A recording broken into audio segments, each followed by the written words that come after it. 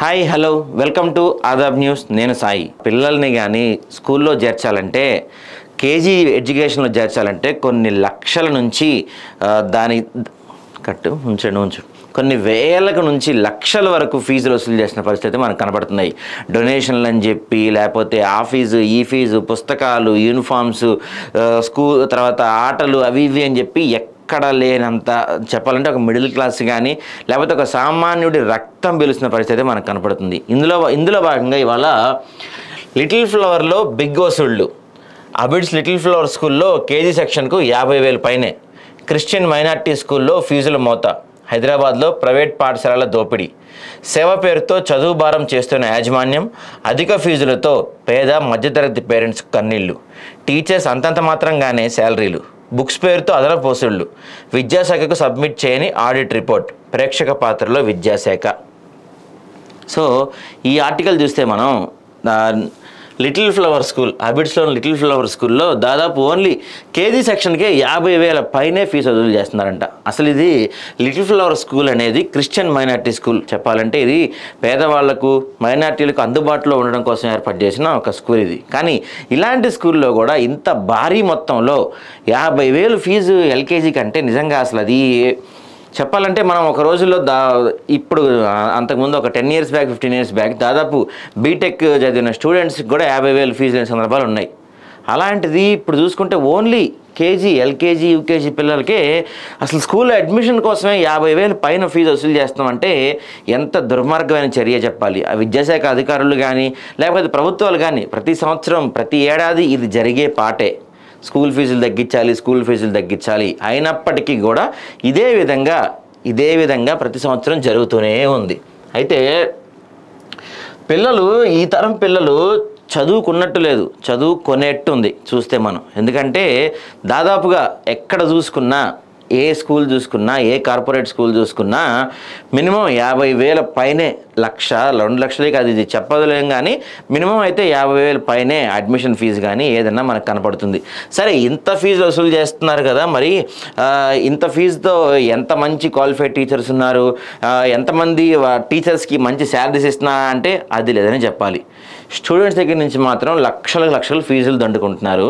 కానీ టీచర్స్కి మాత్రం టైంకి శాలరీ ఇవ్వరు, ఇచ్చిన అరాకొర జీతాలే. పోనీ ఆ టీచర్స్ ఏమన్నా మంచి టీచర్స్ ఉంటారంటే పెద్దగా క్వాలిఫికేషన్ లేని, అన్క్వాలిఫైడ్, తక్కువ క్వాలిఫికేషన్ ఉన్న టీచర్స్ని ఇక్కడ చెప్పి పెడుతున్నారు. మళ్ళీ ఐఐటి అంటారు, జేఏట్రిపుల్ అంటారు. చిన్నప్పటి నుంచే ఇది ఎల్కేజీ నుంచే ఐఐటి బేస్మెంట్ అని చెప్తూ ఉంటారు. కానీ ఇక్కడ చూస్తే ఆ స్థాయికి తగ్గట్టు అంత క్వాలిఫైడ్ టీచర్స్ని వీళ్ళు రిక్రూట్ చేసుకోవట్లేదనే వాళ్ళని కూడా వినిపిస్తున్నాయి. తాజాగా చూసుకుంటే మనం హైదరాబాద్ అబిడ్స్లోని లిటిల్ ఫ్లవర్ స్కూల్లో అరాచకాలు మరీ ఎక్కువైపోతున్నాయి. ఫీజుల మొత్తం మోగిపోతుంది. 1 నుంచి 7వ తరగతి వరకు 60,000కు పైగా ఫీజు అంట. పైగా 7 నుంచి 10వ తరగతి వరకు కూడా భారీగా ఫీజు వసూలు చేస్తున్నారు. మరోవైపు బుక్స్ పేరుతో అదనంగా డబ్బులు వసూలు చేస్తూ యాజమాన్యం పేరెంట్స్ను పట్టి పీడిస్తున్నాయి. అంతేకాకుండా ఈ స్కూల్లో పిల్లలకు ట్రాన్స్పోర్ట్ లేదు. బయట ప్రైవేట్ ఆటోలు, ఇతర వెహికల్స్ను ఆశ్రయిస్తుండడంతో మరో 15,000 నుంచి 20,000 వరకు దండుకుంటున్నారు. స్కూల్ యూనిఫామ్, టై, బెల్టులు అదనంగా డబ్బులు వసూలు చేస్తుంది. వీటితో పాటు డిజిటల్ క్లాసులు, ఆటల పోటీలు, డ్యాన్స్, సైన్స్ ల్యాబ్, లైబ్రరీ అంటూ విద్యార్థుల తల్లిదండ్రుల నుంచి భారీగా డబ్బులు వసూలు చేస్తున్నారు. ప్రైవేట్, కార్పొరేట్ పాఠశాలలో అడ్డు అదుపు లేకుండా జరుగుతున్న విద్యా వ్యాపారం అరికట్టడంలో విద్యాశాఖ అధికారులు విఫలమయ్యారని చెప్పొచ్చు. అసలు ఎంత దారుణంగా ఉంది ఈ స్కూల్ పరిస్థితి చూస్తే. అబిడ్స్లో లిటిల్ ఫ్లవర్ స్కూల్లో 1 నుంచి 7వ తరగతికి దాదాపు 60,000 ఫీజు అంట. 60,000 ఫీజు వసూలు చేస్తూ కూడా ఇక్కడ సరైన ట్రాన్స్పోర్ట్ ఫెసిలిటీ లేదంట పిల్లలకి.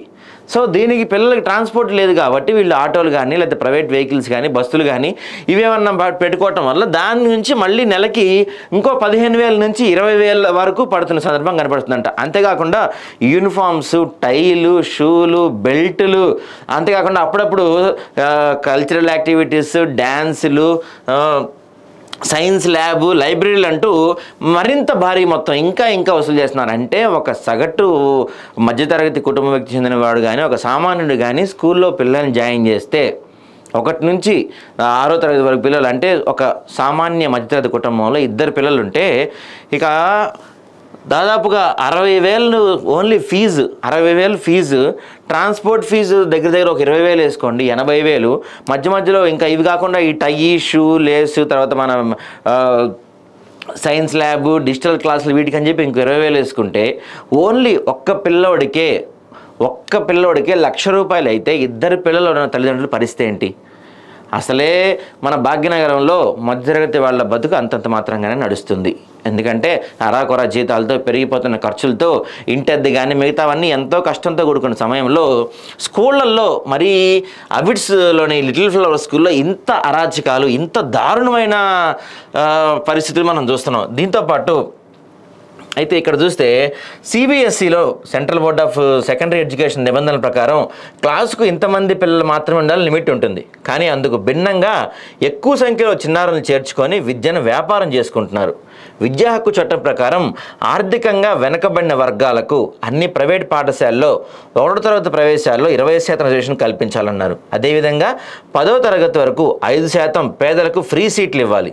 సెక్షన్ 23 ప్రకారం ఉపాధ్యాయుల నియామకంలో అవసరమైన అర్హతలు, ఉద్యోగ షరతులు, నిబంధనలు ఖచ్చితంగా పాటించాలి.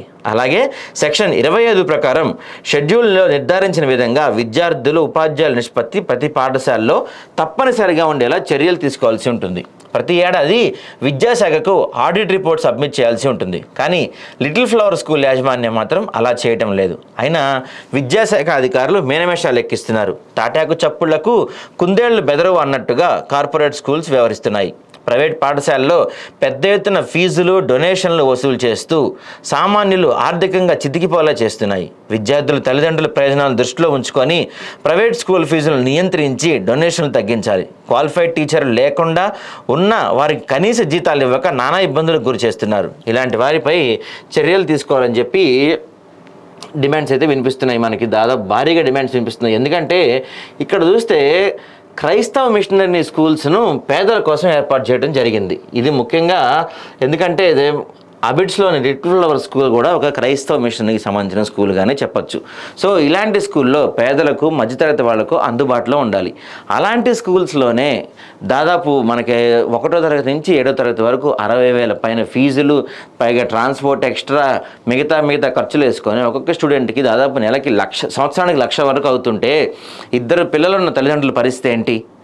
నిజంగా ఖచ్చితంగా దీనిపైన విద్యాశాఖ ఇది ఎప్పటి నుంచో ప్రతి ఛానల్ కానీ ఎప్పటి నుంచో దీన్ని మీడియా హైలైట్ చేసే ప్రయత్నం చేస్తున్నా ఇంకా ఎలా మేనేజ్ చేస్తున్నారు, అధికారులకి మేనేజ్ చేస్తున్నారా, కొంతమంది అధికారులతో వీళ్ళు ఆలోచించబడుతున్నారు, లేదా అధికారులు కొంతమంది కార్పొరేట్ స్కూల్స్కి భయపడుతున్నాయా ఏంటా అనేది తెలియాల్సినప్పటికీ కూడా ఇలా మేనమేషాలు లెక్కించుకుంటూ వెళ్తాం వల్ల ఖచ్చితంగా చాలామంది మిడిల్ క్లాస్ వాళ్ళు కానీ, సామాన్యులు కానీ వాళ్ళ పిల్లలు ఖచ్చితంగా విద్యకు దూరం అయ్యే పరిస్థితే మనకు కనపడుతుంది. దీనిపైన చర్యలు తీసుకొని వీలైనంత తొందరగా హైదరాబాద్ అబిడ్స్లోని లిటిల్ ఫ్లవర్ స్కూల్ పైన, యాజమాన్యం పైన ఎటువంటి చర్యలు తీసుకొని ఖచ్చితంగా విద్యను పేదవాళ్లకు, మిడిల్ క్లాస్ వాళ్లకు, సామాన్యులకు, వాళ్ళ పిల్లలకు అందుబాటులోకి తీసుకురావాలని ప్రభుత్వ అధికారులని కోరుకుంటున్నాం.